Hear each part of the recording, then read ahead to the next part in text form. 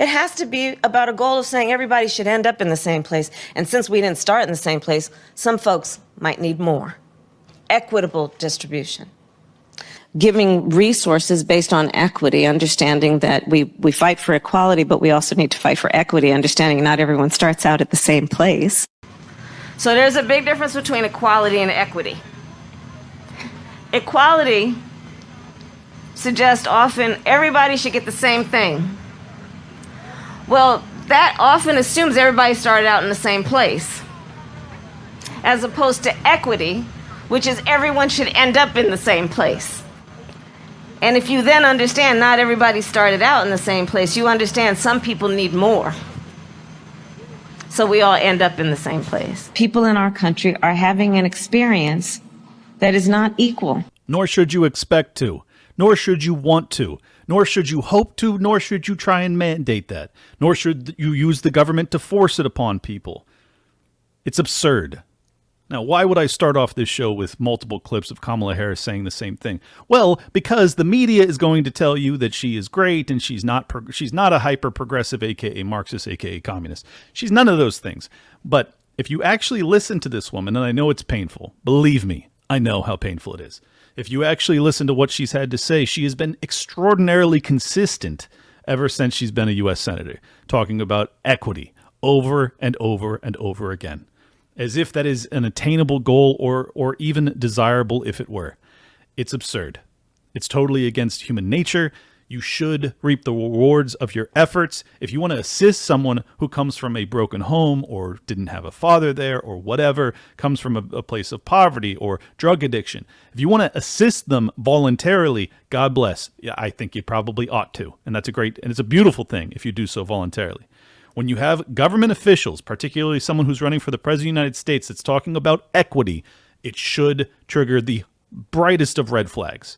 These people are extraordinarily dangerous. And what she's espousing is really, like, no hyperbole, no overstating it, Marxism. She is talking exactly like Marxists talk. She's not saying it as in, like, I'm espousing socialism or Marxism or communism. She's not going to say that, but she has reframed everything that she believes in a way that sounds more palatable to the rubes that will end up voting for her. So I wanted to start by playing that because the media is going to pretend as if that's not her track record or if these are not her beliefs. They are. She was rated consistently as the most progressive in the Senate. Okay?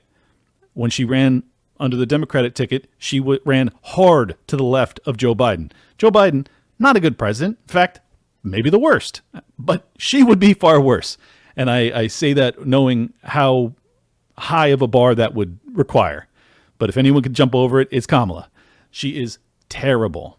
She is absolutely terrible, and the media is doing everything in their power to repaint her as something she isn't. Some cool, hip, middle-of-the-road politician that everybody ought to get behind because she's not crazy. She is. On top of that, in my opinion, can't prove this, she seems to have been inebriated for the past 3 years straight. Never let anyone take your joy from you. I call myself a joyful warrior. Right? Never let anyone take your joy from you. You do what you gotta do. And isn't that a wonderful way to live? To know you have purpose. Am I wrong? It seems like it. If you actually listen to her talk, unburdened by the things that have been to then see what may be. I can imagine what can be and be unburdened by what has been. You know? What can be, unburdened by what has been. What can be, unburdened by what has been. What can be, unburdened by what has been. What can be, unburdened by what has been. Saying that over and over again. She sounded drunk. She sounded drunk for years. And I think she was, personally. Because she's in a position of being a vice president to a guy she hates, a guy that she called a racist during the Democratic debates just 4 years ago. She's saying, this man's a racist. Will I be his VP? Absolutely. She is the most obvious, transparent, power-hungry succubus that has ever entered American politics. And I say that with full knowledge that Hillary Clinton still exists. She's that bad. As I said on Twitter yesterday, she doesn't have quite the kill count of Hillary, but she has a body count that surpasses her by magnitudes.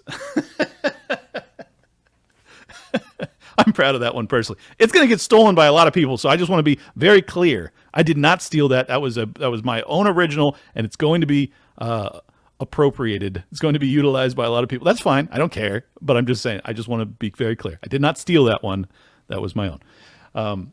She's a disaster in waiting. Personally, I think that they will probably realize that despite all of the media fluffery, they can't get her over the finish line, and I would not be surprised if they swap her out at the DNC. I know it doesn't seem like that or sound like that right now because the media is in the honeymoon phase. Vivek Ramaswamy warned us about this explicitly, that she would be in this honeymoon phase where the media and the politicians all come out and they say, oh, you're so great. Yeah, she's perfect. She's the best. She's such a breath of fresh air compared to old decrepit Joe, which we love. We love Joe still. Of course, we love Joe. But no, Kamala, young, capable, unbelievably energetic, hip, cool. Kids love her. Do they? Do kids love Kamala Harris? I don't know. If you've seen her daughter, I kind of doubt it. I think it's an adopted daughter. I don't know if she's ever actually had kids herself, but whatever. I don't think she's got a shot in hell. However, the media is going to do everything in their power to repackage her as something she isn't, and I wanted to start this show with a reminder of exactly who she is. She is to the left of Bernie Sanders. Not hyperbole, truth. She is to the left of Bernie Sanders. If you do not like Bernie Sanders' economic policies, you probably should not be even considering for a moment a President Kamala Harris. Ugh. Even saying those words gives me a shudder. Yikes. All right, let's play. So the Obamas had held out on endorsing any replacement for Joe Biden, right? And this all happened within the past like 5 days. Everything's moving lightning fast, but the Obamas had held out. Personally, I think that the palace coup was orchestrated by Nancy and Obama and a bunch of other DNC apparatchiks, right? But I think that Obama does not like Joe Biden. Joe Biden does not like Obama, and the Obamas do not like Kamala Harris. However, once they had succeeded in the palace coup, they thought that they were going to be able to select. I'm talking about the Obamas here. They thought they were going to be able to select Joe's replacement. Didn't happen. What did happen is Joe Biden, the old codgy, stodgy little Dodger him, I don't even know what I'm talking about. He shocks the world by coming out and endorsing Kamala Harris, leaving the Obamas on the outside looking in, because the Obamas knew that Joe didn't like Kamala and they didn't think for a second that he would endorse her. He does. He shocks them. And because of that, the entire DNC machine, the media machine turns on and they all get behind Kamala. The donors get behind Kamala, and the Obamas, who usually run things from behind the scenes, in my opinion, they end up on the outside looking in. Today, these pathetic, groveling fools come around and they do indeed endorse Kamala Harris with one of the most cringeworthy videos I've ever seen in my entire life. Let's watch it. Kamala! Hello. Hi. Hey there! Oh, hi. You're both together. Oh, it's good to hear you both. I can't have this phone call without saying to my girl Kamala, I am proud of you. This is going to be historic. We called to say Michelle and I couldn't be prouder to endorse you and to do everything we can to get you through this election and into the Oval Office. Oh, my goodness. Michelle, Brock, this means so much to me. I am looking forward to doing this with the two of you, Doug and I both, and getting out there, being on the road. But most of all, I just want to tell you the words you have spoken and the friendship that you have given over all these years mean more than I can express. So thank you both. It means so much. And we're going to have some fun with this too, aren't we? These people are sick, man. They don't. I genuinely believe they hate each other, despise. But she's the chosen one now. So the former chosen one in Obama, if he wants to have any sway or say in her presidency, assuming she wins, he's got to play ball. And let's be honest, they need each other. because I don't think that Kamala has got a shot in hell of getting over the finish line if Barack Obama and Michelle aren't helping her. So they're gonna. So it's just mutual interest working with one another to not just gain, but really maintain and hold on to power. And the trough that is really just our extracted wealth that they will then profit from. Sick. It's sick to watch, honestly. If you like, from a libertarian perspective, when you see stuff like that, honestly, it happens on both sides of the aisle. It's just disgusting. It's like, like whatever little respect I can have for these people, which is almost nil, I have negative when I watch stuff like that. These people hate each other. And even more than they hate each other, they hate you because they think you're so dumb that you're going to watch that and go, well, Obama was pretty cool. I guess Kamala's cool too. Let's make her the president of the United States. Oh, please be smarter, America. Please, I'm begging you. I'm begging you. All right. I just wanted to do a quick intro. Got a great, 45-minute, 50-minute long conversation with David Gornoski. Very interesting analysis on Donald Trump and basically his deification and his scapegoatification that has come from both sides of the aisle and what to make of that. And after the attempt on his life, how it's kind of entrenched both camps further into that divide, that paradigm, and what it means for us moving forward. I hope you'll enjoy it. And we are back with David Gornoski. We had him on, a year plus ago, and it was one of the best conversations I think I've ever had on this show, so I'm thrilled to have him back. David, how have you been? Good. How are you doing? It's so great to have a conversation with you again. You've been all over the world. Dude, busy life. But as crazy as my life has been, the world has been even crazier. So I think that we were going to get into kind of your thesis, your analysis of things as we discussed on the first time we talked, and kind of contrasting or overlaying it against the attempt on Donald Trump's life. Is that the direction that you wanted to go with it? Yeah, I think that people need to really step back when you have these big monumental events happening and try to really see why things look the way they do. For example, why is it? Something I've been talking about since 2015 in articles at the American Conservative and Newsmax and other outlets that would have my work. I kept talking about how Trump was the supreme scapegoat of our culture, and that was the very thing that was animating the hate Trump crowd by this kind of, he's this unstoppable, outside of normal human conduct kind of figure that has to be destroyed in order for us to have meaning and hope in life. I've been writing about this since, basically almost a decade, and to see this all kind of play out in grand fashion has been tremendous, Yeah. Well, I definitely agree with that assessment. And then when you add the additional layer of, okay, he's this unstoppable force that we must all stop somehow. And then you try to stop him in the most violent way possible and you fail. And now he's this truly unstoppable force. I could see that radicalizing these people even further potentially. Is that your concern?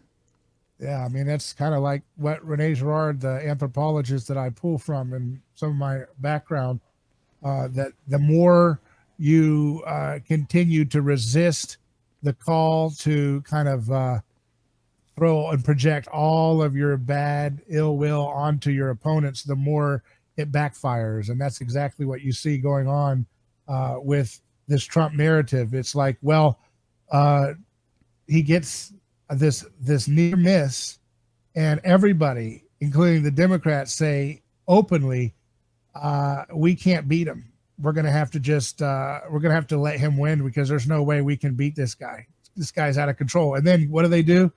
They start immediately shifting the narrative to other martyr narratives. And here's two of them. One, Joe, right? And he's like all these stories about how Joe is on the brink of potentially, succumbing to disease, and how he's basically just a kind of martyr in the cause of our democracy. And right. Then you have Kamala, and she's kind of like this victim narrative of, well, finally, minorities and women have been oppressed and have been dispossessed of any kind of power And now with her rising to the top and defeating this older gentleman, Donald Trump, it provides a kind of cathartic release and say, hey, look, the victim has avenged his injustice. And that's what we see. Yeah. Well, I think that's exactly right. And I think that both sides of the political aisle see these people as the same thing in a way. Like the Democrat voting base sees Joe Biden as this martyr now who has gracefully stepped down to defend democracy, despite the fact that he was obviously forced out by the DNC apparatchiks. And he's not at all a martyr. He's just, his brain's broken and he's leaving office because he can't possibly beat Donald Trump. Yeah. And then you see on the Republican side, they view Donald Trump as a legitimate martyr in that he almost laid his life down for them. But at the same time, I think that they may be getting led astray in that he did not demonstrate a capacity to genuinely contend with the deep state in his first 4 years. And I have sincere doubts that he's going to do a better job this go around, namely because he's now talking about Iran and how Iran is likely responsible for the attack on him, and that if they were to prevail in the next few months, that it would be incumbent upon the American government and the American military to destroy Iran. That was his Truth Social post last night. So anyways, I'm just explaining to my audience, those that are more sympathetic to Trump, why I'm so skeptical of what he will actually deliver, despite the fact that his supporters view him as this savior figure. I'm not so sure. Right. And I think those are all fair objections to the hype around Trump's second return to the White House if he makes it.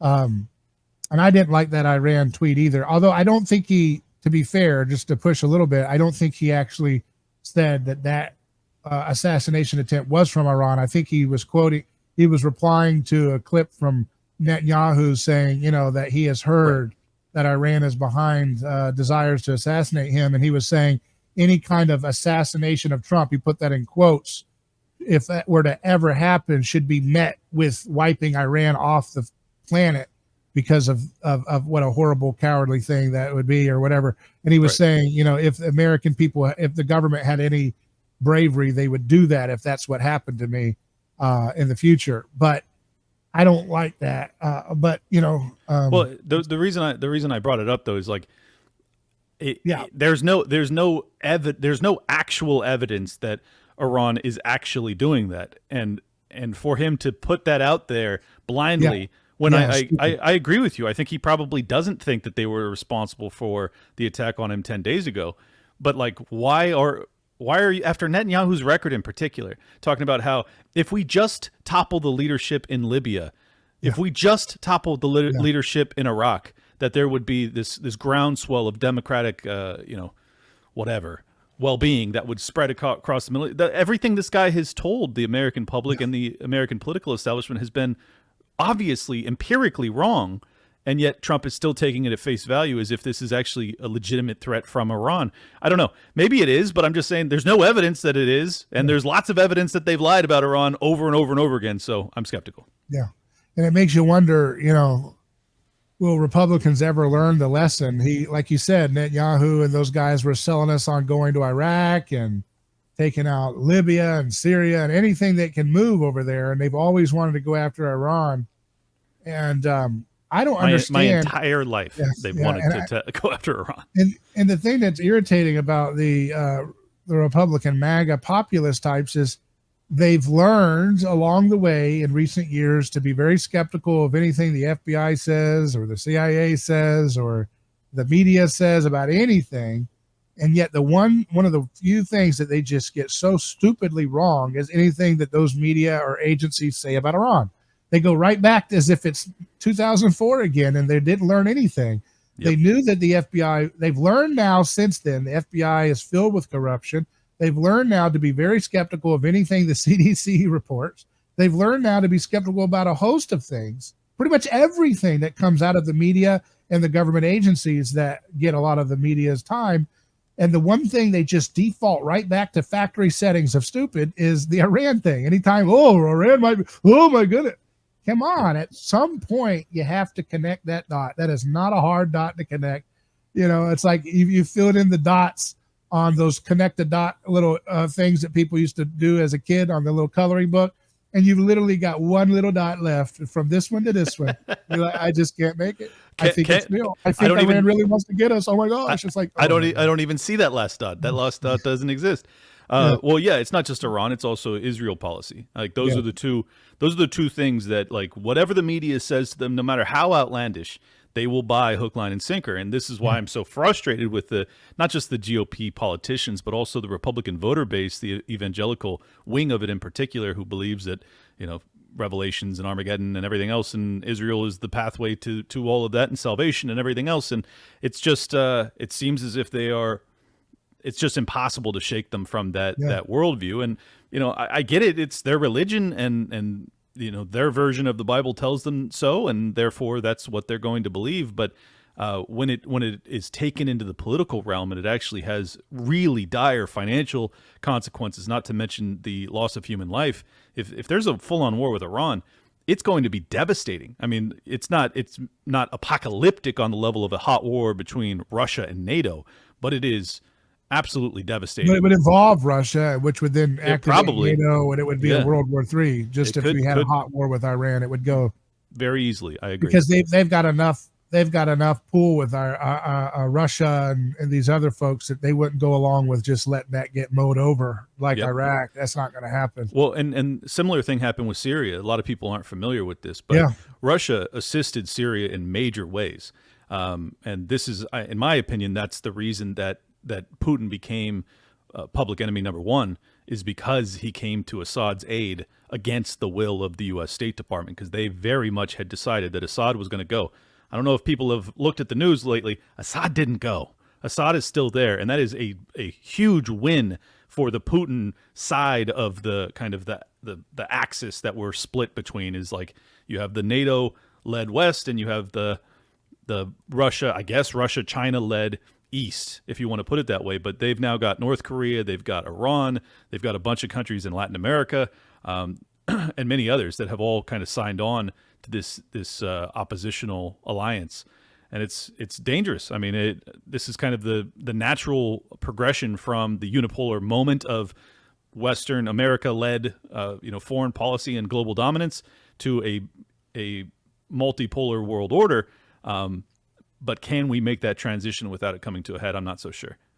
Yeah, I mean, it's hard to say how any politician would have an incentive to see the dollar hegemony end on their watch. I mean, what politically would be the incentive of going along with that? I mean, Ron Paul used to always say, we've got to let the dollar standard go away. But I mean, who actually would go through with like administering that kind of transition? I mean, it's so volatile. It's so, economically catastrophic, at least for the short term. For how long that would be, I don't know at this point. That, I mean, you'd have to be insane. I mean, can you imagine the percentage of polls? He'd have an 8% approval rating if he was like, we're going to systematically go to removing the dollar from the world standard. And I mean, talk about uniting against a figure as a scapegoat. That would certainly accelerate that happening for Trump. Yeah, well, this is why, despite the fact that I think that libertarians are right in that the U.S. dollar being the reserve currency of the world is ultimately a net negative, in the short term, you're totally right that it would be completely devastating to the economy. I think that it would require a compelling leader. A Trump-like figure actually is the type of figure that could do this, is say, look, the trajectory we're on is unsustainable. We're going to have to hyperinflate in order to sustain our national debt. So it's basically poison A or poison B. Poison A will be shorter. Poison B is way worse and way longer. We're going to go with poison A, but I have the elixir that can get us out of it faster. So give me 2-3 years, we can actually bounce back. That's the type of leadership that we need. I totally agree with your assessment that no one's going to do it. I mean, you would be destroyed. I want to ask you, from a private lending background you have, why can't we just say we're not paying any of the debtors back? Since most of them are the ones that engineered the debt in the first place, because they're oligarchic interests that make money off of the inflationary system we have and the $800 billion bailouts here and there and everywhere. Why don't we just say, hey, you guys are fraud, scammers, we're not paying a nickel back. Sorry. Yeah, What would happen there? Is there a way to do that? Yeah, what would happen is that the United States government would effectively be declaring bankruptcy in that they would not be able to service their debts. Therefore, they would not be able to borrow. Therefore, they would have to monetize all of their debt. The problem being that our expenditures are still significantly higher than our tax receipts. So, like, we are actually bankrupt on a federal level. So I think you have to maintain a borrowing market. And if you do this, it would, I mean, I don't even know what it would do to interest rates. You probably wouldn't get people to lend to you anymore. So I think then it would be left to the Federal Reserve to just straight up monetize any additional spending and borrowing.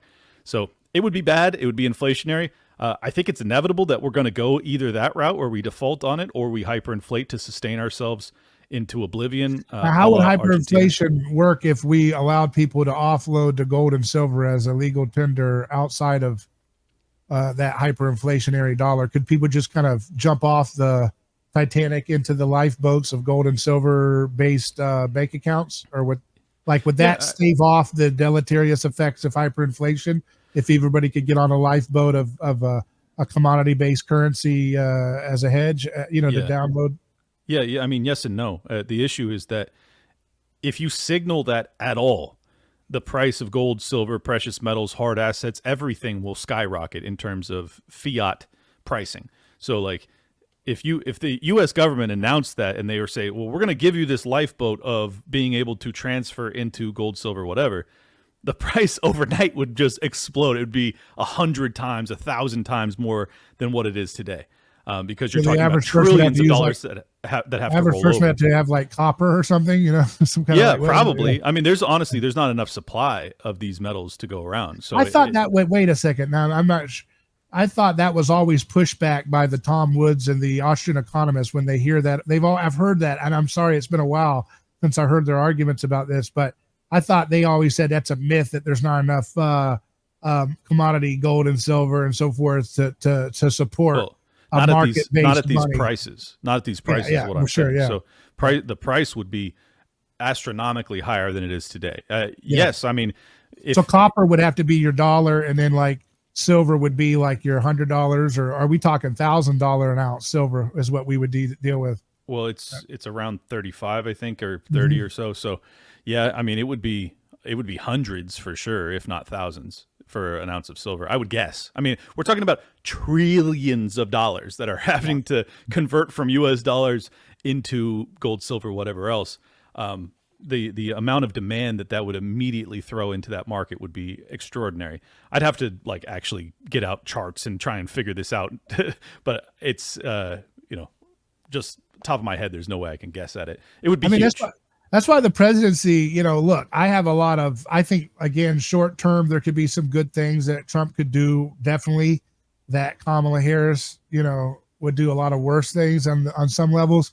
But the White House is like scapegoat hot potato. It's like, or that game, what's that Duck, Duck, Goose game? Whoever's in the last seat or whatever. It's like whoever's there when everything blows up gets the scapegoat accusation. Oh, musical chairs. Right. Yeah. Musical chairs. So it's like this idea of like whoever is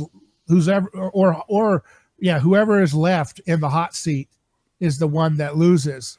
Or wait, I think it's the one without a seat. But the hot potato is the better. The hot potato, whoever gets the potato, and it's like, all right, you're stuck with it. You got it. Hot potato is exactly what we're doing with our national debt. And that's what it is. Hot potato scapegoat game, where it's like, all right, and then who's going to sit as the whole thing blows up? Today's episode of Liberty Lockdown is once again brought to you by our friends over at Monetary Metals.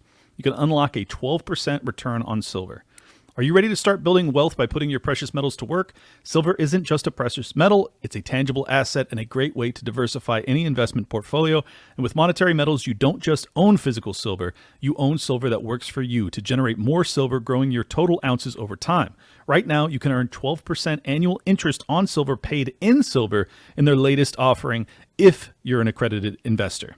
Click the link in the description or head to monetary-metals.com/lockdown to learn more. Monetary Metals is revolutionizing the way you invest in gold and silver. They've been paying interest in silver and gold for over 8 years, helping you grow your wealth in real tangible assets. Finally, there's a true alternative to saving in dollars, a yield on gold and silver with monetary metals. The first true silver bond since 1834 earned 12% annual interest on silver paid in silver, but you must be an accredited investor to participate. It's a 3-year term, and the bond is financing a publicly traded mining company located in the western United States. Again, head to the link in the description or go to monetary-metals.com/lockdown. I'd rather it be Kamala Harris. That'd be wonderful for me.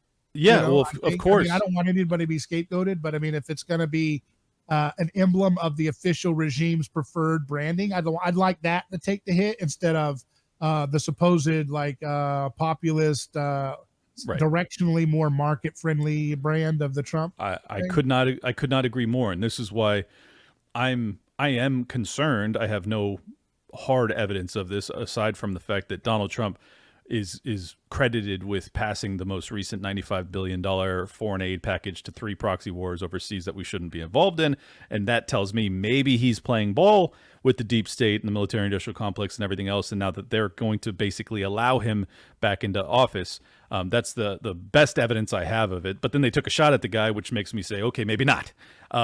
But yes, that is my fear, is that they would very much because they view, it's not so much Trump as much as it is populist, right-wingers they fear terribly. And the reason they fear them is because they have totally bought into the thesis of a world without borders, and that if you believe in a nation at all, you are naturally the enemy of these people.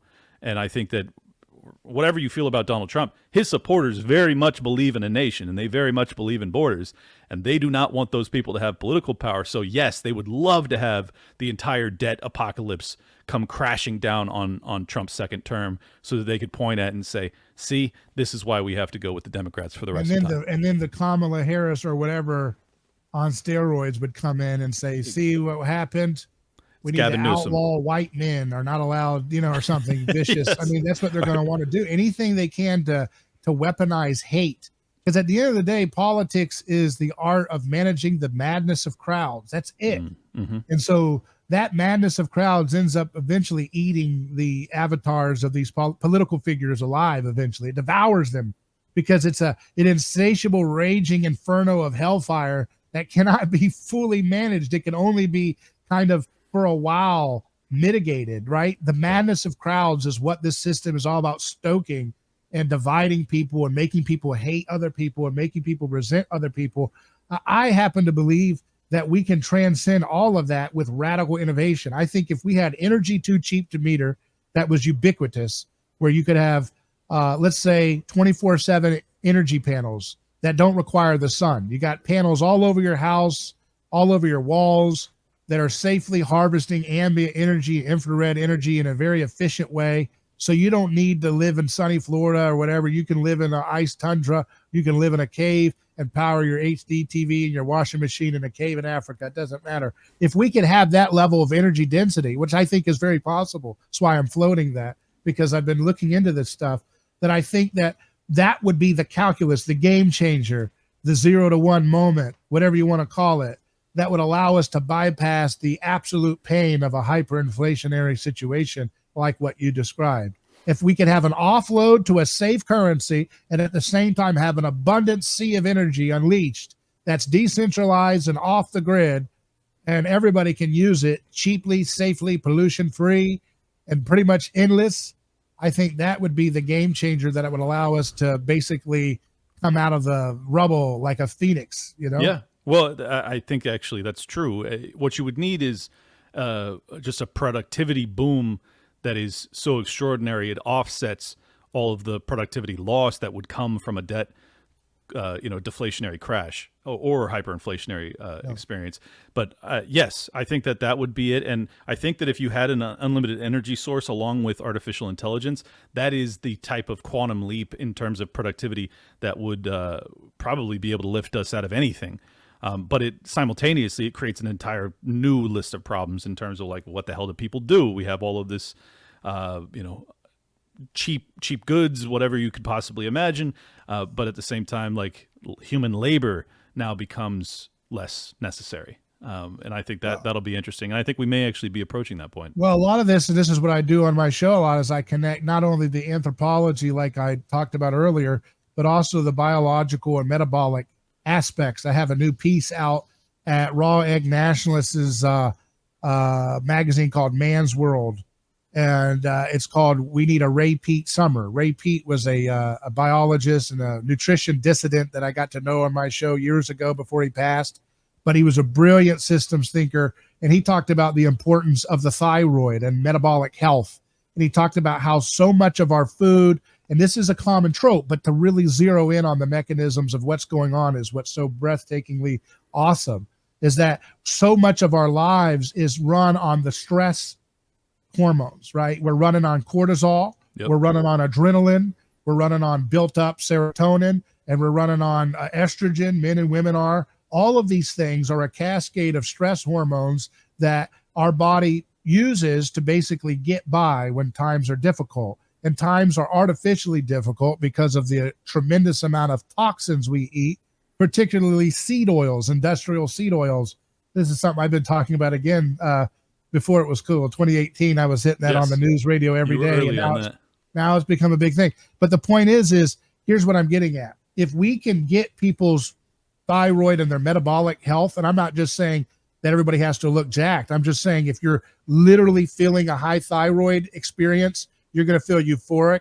You're going to feel gregarious. You're going to feel joyful. You're not going to hold on to grudges. You're not going to hold on to tit for tat rivalries. It's exactly what we need to free people from the tyrants. The tyrants are basically predatorial parasites that are leeching and encouraging us to stay in a chronic state of stress. And if literally we get our thyroids right, their stuff doesn't bother us as much. And it doesn't bother our neighbors are not so at each other's throats. We're not at each other's throats. We're not blaming each other. We're not looking for scapegoats to blame. We're not looking for people to one up. We feel this gregarious sense of abundance. And that's the key, I think, to the market revolution that you talk about, right? Is you can't have market renaissance revolution with low thyroid, low energy Jeb Bushes. We can't do it. We can't succeed like that, right? We have to have people who are thinking creatively, thinking with win-win, not like a crab in a bucket trying to pull somebody else down because they're obsessed with competing. I think Peter Thiel's right when he said that competition and capitalism should be looked at as antithesis of one another. True capitalism is about creating uncontested opportunities of your service to your fellow to your fellow man, not hyper competition. Perfect hyper competition competes all profits away, right? So you want to find ways that you could do something that's not completely hyper competitive with what everybody else is doing, because when you're in a state of undifferentiation, all you do is look at restaurants. That's a perfect example of a totally undifferentiated market where you spend so much money and capital just to make little tiny margins of profit traditionally, because look around you. If you're in Miami, there's 1 million restaurants. And the only way that they can try to convey that they are not in a sea of sameness is to stack up all kinds of arbitrary differences, like I'm an Indo-Pacific fusion Asian Indian country Western buffet. Whoa, it's a monopoly now. Yeah, how many things did you have to add on to that to make it feel like that? Yeah, it's a monopoly, but no one's interested. So, yeah, no, I see your point. I think what we're witnessing is, like, personally, I think that competition is a good thing because it does bring down pricing. It doesn't allow for, gouging, if that's a thing. But at the same time, like, what I think we're witnessing is that because so many of these corporations have relationships with governments, which essentially protect their industry and keep them from having to compete, and because they borrow money at essentially 0% and they're able to buy out or drive out all of their competitors, what it's forcing is everyone, or more and more people, including myself, into industries that are much more, they are still very competitive, but they require a level of uniqueness in terms of your personality. Like, I think this is why so many more people are becoming like social media influencers, podcasters, YouTubers, whatever else, is that, like, yes, it's a highly competitive market, but it allows for very particular like interests. So you can, instead of everybody watching Tucker Carlson at night, he's not on Fox News anymore. Now people that used to like and watch Tucker on Fox News, a portion of them are now watching Joe Rogan or Dave Smith or David Gornoski or Clint Russell. So I think what we're seeing is that we're going to have more and more options and more audiences that are very, very small. So like the 20 to 100,000 range for shows like mine there's going to be tens of thousands of them. And I think that's actually a better space, but the on the flip side of it, the negative side of it is that it creates a world or a country in which we are all getting different information and none of us actually see things the same. Whereas before, if we all got our same nightly news from, Dan Rather or whatever, I'm forgetting of the old name guy, but the, CBS News, like a whole nation was watching that. Like that was the narrative. There was no competing narratives. And I think that it's good that we all are able to pursue our own version of the truth, but at the same time, it does create a discohesiveness, if that's a word, that I don't know that a nation can survive with. It's an interesting paradigm. And I think a lot of people, again, though, it goes back to what are you communicating? Are you communicating fear? Are you communicating anxiety to your audience intentionally or not? Right. A lot of people might think they're not trying to, but they're conveying in their message a feeling of fear and anxiety and despair, even if they're on the liberty side or whatever, the truth side, they're spilling this fear, this learned helplessness, which is toxic and destructive to civilization. Instead, I tussle with that all the time. Yeah. And instead, I think we need to think more about the solutions that we actually it's hard. Here's the problem that I've found. I found that I think what people like advertisements and stuff, I think have actually become an essential part of the content of programs that people actually come to listen to. And here's why. The typical format of a program, news show, podcast, is whether it's left or right or libertarian, is problem, fear, scary, corrupt. See you next week. Corrupt. And then here, buy my gold. You feel the relief. So it's like, think about your brain, right? It's chemically being, oh my goodness, or buy my cup, right? Or buy my slurp. What's that thing that everybody has now? These giant cups. I can't remember the name of them. Yeti? Or something. Yeah, they're like, people have their little names on them and stuff. And it's like, buy my cup.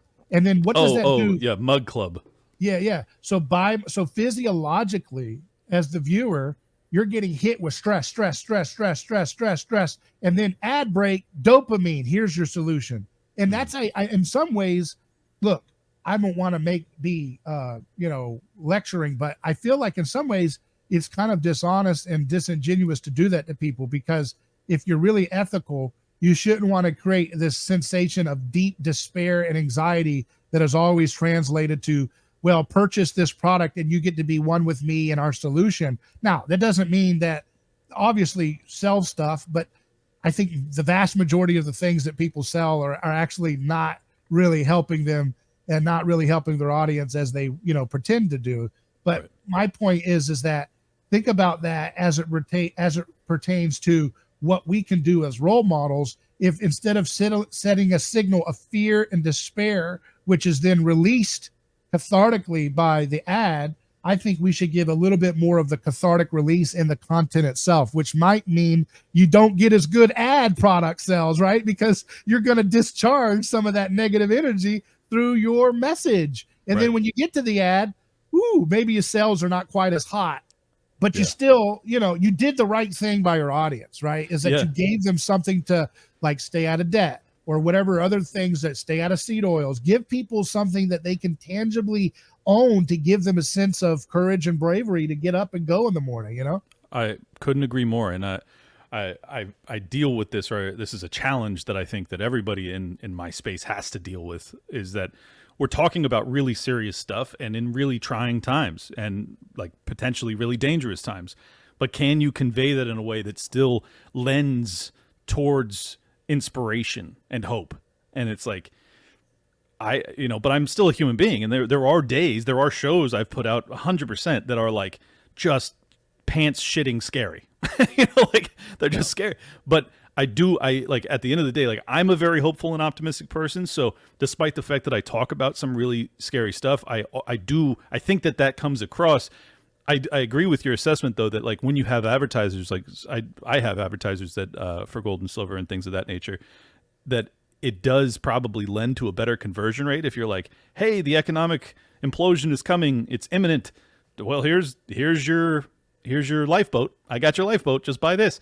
It probably does add to additional conversions, but from my vantage point, I've never attempted, like I've never crafted my narrative to try and convert into additional, ad revenue or sales like that. But I can understand why, like as you were talking, what came to mind was Alex Jones, and I'm a big fan of his, but he has been doing this for so many decades, and he's been giving these incredibly dire, diagnoses for decades. And it's always imminent, and it's always urgent, and it's always tomorrow or next month. And it's like, it kind of reminds me also of Peter Schiff. The economic implosion is next month, next year, very, very soon. It's never 15 years from now, which is what he would have been telling the truth about had he been talking in 2010.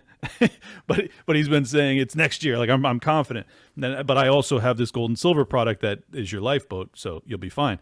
I just think it is a challenge, and I think a lot of these people, because they do get wealthy from it, they fall. I just want a nation of. Here's what I think. Okay, I know this might sound a little bit too reductionist or whatever, but I think that, like, look at the world before the introduction of seed oils, which impair our thyroid and create this stress cascade. You had Nikola Tesla, you had Alexander Graham Bell. You had people doing really amazing, wonderful things. You had the Wright brothers getting on a flying contraption. The founding fathers. People were putting skin in the game, and they were doing great, beautiful achievements. Very quick. Things were scaling very fast. Wealth was being generated to the tune of trillions and trillions in today's dollars, instantaneously here, there, and everywhere. And then we look at that and we say, oh, we can't do that because of this regulation or that. And I think, no. We could do better than that, but it takes taking care of our minds first, getting our minds and bodies in right order, so that if you're staying in a learned helplessness, again, you might feel like you're joyful, but you're so entrenched in sarcasm and irony. I'm not saying you, I'm just saying in general, the culture might be getting joy off of a kind of sarcastic, it's all, gallows humor, which there's a time for. But again, if that's your place of joy, not good for a society. We need an army of Nikola Teslas in their garages, and we need people who have media platforms to give a voice to these folks and take it seriously, to realize that we're not at the end of history. It's not all politics or bust. It's not a battle between politics and statism and anarchy. No, humans have just begun to evolve. We can evolve faster than we can possibly imagine. For example, we don't even know the full effects of CO2 in our health. I mean, I can show you examples of people doubling a growth of an orange tree using just a little bit of an increase in CO2. Imagine what you could do if you did that even further with greenhouses to feed the world. Abundant, juicy, sweet fruit filled with nutrition, richer than what you get in traditional agricultural methods. But why are we not doing that? Because we're so fixated on Jeffrey Epstein's island. We're so fixated on Kamala Harris's laugh. We're so fixated on being right in relation to the statists around us. That's a waste of time. Our life is short. Use it to do great things. Use it to put sparkling soda water on your citrus tree, or if you're in the north, an apple tree, and see if it helps produce deeper, juicier, sweeter apples or oranges. That's the stuff that young men should be doing, and we should be podcasting about it. That's my opinion. Well, I like it, but at the same time, like, as you're talking about the positive effects of additional CO2, we have global government interests that are trying to criminalize CO2. Yeah. So there is a this is why I think that it's necessary to discuss both. I honestly, I think that you have to understand that, like, yes, these are the problems, here are the solutions, but also the solutions to some extent are being held back by the original problem, which in most cases is the government or the culture that has enabled this government. But I do agree, getting to the root of it, getting our health, our mind, our body right, would probably just annihilate most of the knock-on consequences of that, which includes government issues. Yeah, what we're going to do, here's what we're going to do to solve the problem. What we're going to do is we're going to create pollution-free energy that's way more abundant and way more post-scarce, so to speak, than wind farms and solar panels. And we're going to provide it to the public, and it's going to destroy their programming that they've done to half the population. Because the left cannot, the leftist kids and stuff, what are they going to see when they see a pollution-free energy source that's better than what the fake green energy scammers are providing? If you say, wait, I'll stick with my wind farm and solar panel credits, and I've got cold fusion powered cars with water, dear God, you're going to say, wait a second, the pollution on that is this, and the efficiency and the cost and the affordability for the poor, they're going to jump ship. And so what you do is you ninja flip every one of the things that the tyrants have on their face. So they're like, okay, you've psyoped half the world to think that pollution is such a problem that the planet's going to blow up at any minute now. Well, we will meet you on that psyop and flip it with a better market solution, with energy too cheap to meter, and get it to the public with our decentralized media, such that the left, which has been psyoped to believe that the planet's going to blow up, will say, dear God, we got to use it. We got to use it. We'll put our bumper stickers on it and call it liberal, but we got to use this. We got to use this. I don't care who made this. I don't care if Clint Russell made cold fusion. I'm using it in my Volvo today. You know, that's the mindset. You know? No, I love the mindset, but I got to say, if you look at the media capacity to continue to evolve the psyop, like, for instance, well, I mean, here's an obvious example. You've got nuclear power, which is very productive, relatively safe, relatively pollution-free or very limited pollution.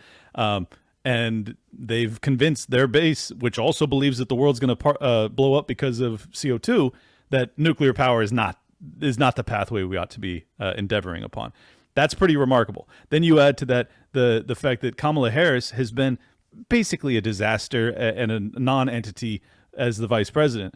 But in a matter of 10 days, they have converted their entire base, or the vast majority of their base, from, I don't really like this lady, let's keep Joe in there. If Joe drops out, we're screwed. Trump's going to walk all over Kamala or whoever they replace Joe with. Joe has to stay. To Kamala Harris is unbelievable. She's brat. She's this. She's that. She's the bee's knees. She's what every kid wants and every kid loves. And it's like, what the fuck is happening here? Well, that was just a classic psychological catharsis, because what they did was they let people steep in that media-induced anxiety about Biden's age that they hammered him with the moment the debate was over. Yep. I remember I was watching. I was like, let me see what it, because I never watched those things. I was like, I watched the debate, and then it was ABC's live stream, and I was like, what does ABC even do anymore? And then I heard them, and they were immediately, their talking point was, Trump lied so many times, but poor Biden, his energy was not able to keep up. And then you go to the next one, CBS. Trump, he lied so many times, but Biden's energy would not keep up. You go to see, it's the same thing over and over and over. And I'm like, holy crap, this is such an intel talking point distribution. And what they did is they're genius about it. They let their base of voters, the intelligence agency's favorite base of voters, their core constituents, languish in that deep anxiety every day. They're just milking it. Oh, what are we going to do? It's all in shambles. Meanwhile, they had a plan. They were just ready for the right timing. They waited till Trump locked up his RNC, his VP pick, everything was locked down. Boom, they blew up with we're just going to wipe away the fact that the dude almost got JFK'd as if it was just another weather balloon across America from China. You know, some just little goofy story that goes away. It was 11 days ago. It's like it never even happened. Like, but you know what, man? A lot of this stuff is there again, and you know this. It's the right's own self-induced idiocy. They're learned, helpless fools that spend all their days talking about Kamala's laugh. They can't tell you the first thing about how to create low temperature nuclear energy. They never do a panel to save their life about that because they buy into the establishment view on everything else. And even the anti-statist libertarians, they say they're so anti-state, and yet they accept the state's view of an atom. They accept the state's view of nutrition. They accept the state's view on seed oil, how much PUFA you should eat every day in your diet. They accept it on every level that matters, except for the little narrow window of political discourse. And I'm like, wait a second, you're not really anti-state if you're so succumbing to the group think about all of their textbook knowledge about every other discipline of life. I'm over here talking about thyroid. That sounds quaint and weird. 99% of people are thyroid impaired. It's not quaint or weird. It's actually politics is downstream from thyroid. If you're in a state of aggression and anger all day, no wonder you're going to make stupid decisions and hate everybody because of racial or gender grievances and resentments and paranoia. That's called a mass-induced low thyroid state. Fix it. Drink some orange juice. Have a glass of orange juice. I think that the problem is that, well, first off, let me defend my libertarians. I think many of them are privy to the deception and deceit that has been pervasive across almost every level of industry, intelligence, whatever you want to call it. Like, yeah, we've been lied to from the food pyramid to the media, to every war we've been in, to how money works, how debt works, how, like, everything. I mean, to gender. I mean, they're hitting us at every angle. The problem is that historically, the reason that you wanted to have institutions of education or higher learning or intelligentsia is that you wanted to have people you could rely on to answer these questions that you don't have time to do the research on. Like, because you can't be an expert on everything. I know I know a little bit about a lot, but I'm not an expert on but a handful of things. And I think that's how most people are. Right. So it requires so much of your time. And most people, they work a 9 to 5 and they get home and they just want to, like, unplug. They might have an hour or two that they're actually going to do additional learning. And I'm sure some of that is spent on this show, and I appreciate that. But it's like, for most people, they just don't have enough time to do that additional learning. And it's challenging. I'm not excusing it. I'm just saying, like, the system has made it extraordinarily challenging for people to know what is true. I deal with it. I'm not even fucking sure that Joe Biden's still alive. I'm totally serious. Yeah. He was 6 inches taller yesterday when he met with Netanyahu than he's ever been in his life. I don't know what the fuck is happening. I'm just being totally honest with you. That makes me feel totally crazy that I think that I don't even know. I don't know. Then he has a call. He vanishes after dropping down via a post on X. That was a weird phone call, yeah, and then he has a phone call, not a video call, a phone call with Kamala Harris where he endorses her after saying, it would take an act of God for me to drop out. And then 4 days after going totally radio silent, he doesn't actually show up. You just hear this voice, and it sounds totally AI or soundboard. And then we finally see the dude, and he's 6 inches taller than he's ever been. I don't know what the hell's going on, David. I'm just being honest with you. So the reason I'm conveying all this is because I think a lot of people feel this way. Where it's like, I don't know what to believe. It's very challenging. It's okay for us to process how we feel, but we cannot stay there is all I'm saying. And I'm not telling you that. I'm just saying in general for everybody, don't stay fixated on your social media timeline, figuring out what the new hot take is about Biden's sentience or level of human existence. What a waste of time. What a slave mentality, if there ever was one. You know, why do we care whether these old, outdated 20th century animatronics are alive or not? Let's go to the future. We're going there with or without him. It doesn't matter. He can come along, whatever he wants to do. We don't That's need a great that, point. That's a great point. It doesn't really matter. I just think it's like, it's crazy. It is crazy. I mean, it's crazy. Like, the president of the United States, and I don't know. And look how crazy, you know, I mean, you look at the people who are voting for Kamala Harris. They all are extremely estrogen dominant. They need more progesterone in ratio to their estrogen. They are high in cortisol. They got that fight or flight adrenaline kick. That amygdala is just firing away. And all these things can be corrected with very simple dietary corrections. Getting better sleep, getting sunlight, grounding your feet, having a glass of or 2 or 3 of milk, having some orange juice, having a little sugar in your coffee, getting well nourished, making sure you're eating well nutrient dense foods that are not even that costly, really. And just doing those things will actually help reverse. A lot of people are terrified of sugar, but sugar is very good for the thyroid.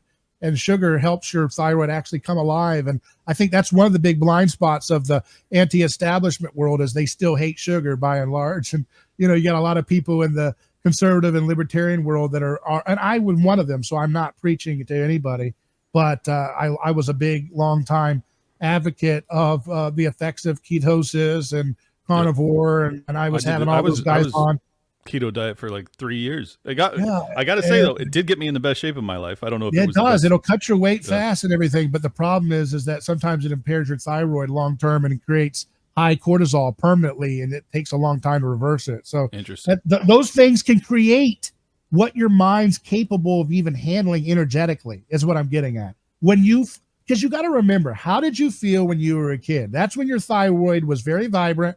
That's when you could guzzle sugar, right? That's when you could heal super fast. Yep. And my point is, whatever I wanted. That's right. And that's because your thyroid was high. You were happy and things didn't bother you as much. Somebody could tell you Kamala Harris is a psychopath. You'd be like, what else is new? Let's go play toys. Let's play it. Make her a character in our action figures today, right? If you could tell, hey, Joe Biden is an animatronic that just grew 6 inches, you'd be like, that's a great villain. You'd be like, excuse me, but Teenage Mutant Ninja Turtles is on. If you could shut up, I'd appreciate it. That sounds like a really lame boss in Ninja Turtles. Okay, that's how you felt as a kid. You can get back there. I know. Yep, and I'm not selling you my bottle of supplements for $9.99 a month. What I'm saying is you literally can get back there. You can get back there, that state of high thyroid existence where you are gregarious, where things don't bother you. You are focused on your creative acts. You get joy out of the smallest things. I'm telling you, I've experienced it myself. It is your mindset that matters. But it's also things you can do to actually support the way your body was designed to do. Your body, for example, is meant to have a better utilization of CO2. CO2 has been demonized because these old 20th century ruling elites and trust fund babies want you to hate the very thing which makes life flourish and makes humans flourish. When you go to higher altitude, like 6,000 feet or higher, you are having a lower oxygen pressure, which allows you to retain more CO2 efficiently in your tissue, which allows your body to more effectively use oxygen. So in other words, your body likes it when it can use CO2 to optimize oxygen.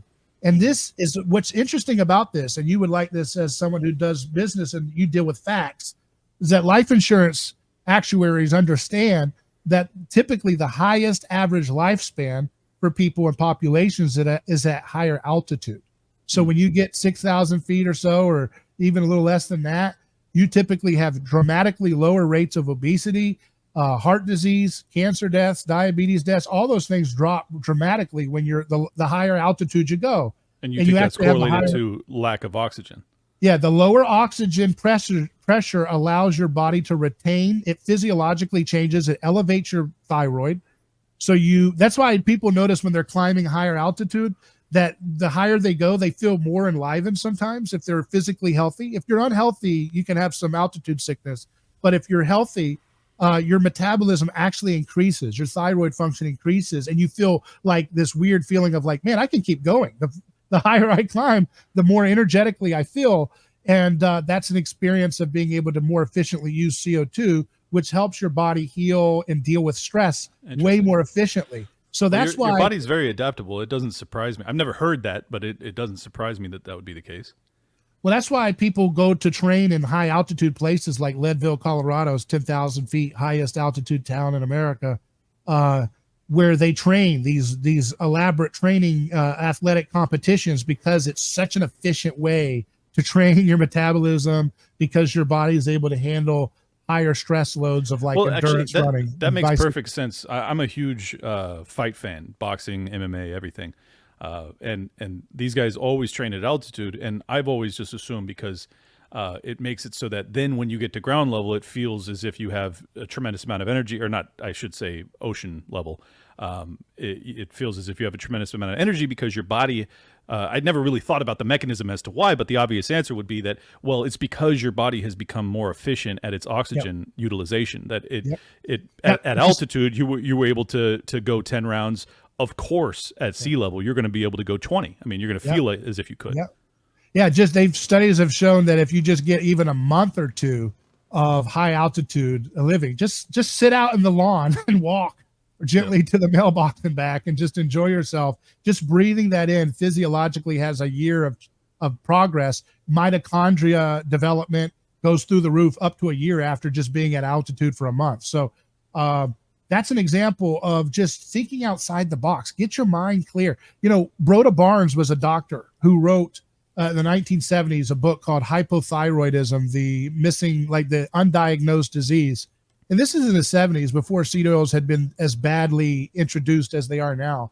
And he recognized that a lot of his patients would come in with marriages on the rocks, with relationships awry, and he would check their thyroid and say that they were impaired. And when he got their thyroids in working order, the relationship issues resolved a lot easier, because it's easier to forgive when your thyroid's working. It's easier to forgive when you're not holding on to every little mistake, every little wrong-headed thought or comment that was done. You have a very, in other words, the spiritual disciplines of effortless love and forgiving become much easier when you take care of your body. And of course, that's a Christian attitude, which is your body is just as important as your soul. It's not a meat suit. Sorry if people think that. It's not. It's actually intertwined in our spiritual life, right? And so some people bang their heads against each other. My goodness, why don't you listen to me? You're caught up in a feedback loop. And actually, people get high off of the stress hormones that are released from fighting. So because their thyroid's so impaired, the only thing they can get that high feeling from is to watch incendiary podcasts where people are fighting each other tooth and nail and slamming the libs or slamming the conservatives. The only way they can get the high is to pick that habitual fight with their girlfriend, or their habitual fight with their uncle at Thanksgiving. It gives them a high through the routine, because it's such a stress-inducing thing. Your body has to release these chemicals that numb you out, and it feels good, and you get addicted to that. And because your thyroid has long been shut down, that's the only thing that gives you joy. But if you pursue good things, and you pursue good nutrition and good sugar, and you take care of your thyroid, you can elevate your dopamine, which is not a zero-sum hormone. In other words, it's a win-win feeling, and you want to stay there all the time. You don't want it to be a little blip on your life. You want it to be everyday joy, because when you have that, you can do anything. And then the terrible part of this is that it's a vicious cycle, kind of a downward spiral, in that if the only thing you get joy from is toxicity, well, that also adds to the stress state that you're already in which case you're basically just digging yourself deeper. Yeah. And then everybody thinks another thing that might help people. People think you have to be chronically low calorie, very low calorie or very low carb. Again, these things, I've done them. Look, I've been very fit and healthy doing those low carb things. But at the end of the day, I'm not interested in a shortcut. I want to take care of my long-term health. I don't want to stress my organs and my tissue out to the point where I'm skinny, but I'm not actually functionally well. My cortisol's through the roof, which is elevated over time when you calorically restrict. And this comes back to that same slave mentality of stress mechanism. This is what it's all about. No pain, no gain. I must punish myself to be healthy. I must eat trashy, garbage, horribly tasting food to be healthy. Bull crap. Those are the worst things you can eat. Keeping yourself calorically restricted and doing high intense exercise is one of the worst ways to destroy your heart and your other organs that are vital for your long-term health and your mental health too. So all of these things can be alleviated. Just go to the mountains go to 8,000 feet for a month and tell me how you feel afterwards. Just doing mild, gentle walking. I've been living at sea level for about 40 years now, so maybe that's my problem.